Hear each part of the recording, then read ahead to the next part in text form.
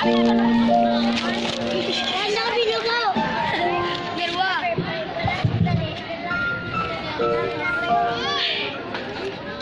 iyak na munting paslit ay narinig. Iniluwal na ng babaeng siyang buwan niyang binitbit sa kanyang sinapupunan. Bunga ng binhin na ipinula ng kanyang lalaking pinakamamahan. Sa wakas, isinilang na ang sanggol na tatawagin niyang anak. Ang babaeng hindi makaagulapay sa hirap ng pinagdaanan at parang lagtang gulay ay ang babaeng tinaguriang nanay. Lumipas ang mga taon.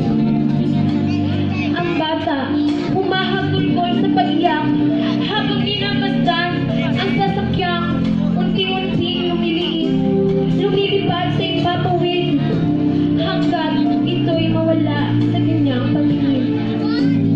Ang babaeng hindi makaagulapay sa hirap na pinagdaan ay parang lantang gulay ay ang babaeng tinaguriang nanay. Lumipas ang mga buwan. Isang ahon ang dumating. Ang bata, sobrang galak, sobrang saya. Ang laman ng kahon, punong-puno, samut-sari, sandamakmak sa unang bagsak. Ngunit sa kabila ng kagalakan, may isang babaeng gutom, nagtitiis, nanlalambot, ngunit nagtitigas-tigasan, nangihina, ngunit naglalakas-lakasan.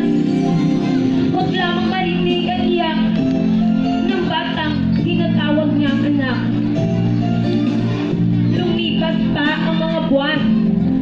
Isang kahon na naman ang dumating. Ang bata, napatulala, humahagulgol sa pag-iyak. Sapagkat ang kahon, hindi hugis parisukat. Bagkos, ito'y hugis parihaba.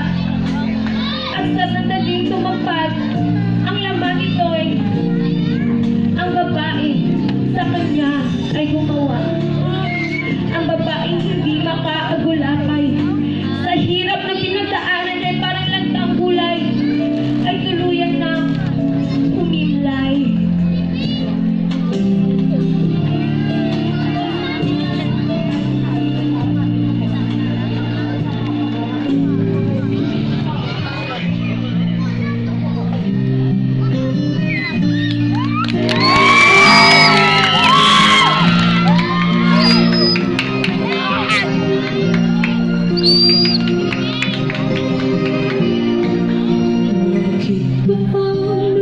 Wakas ng buhay ko ito, mali hindi ko nagawa, bakit na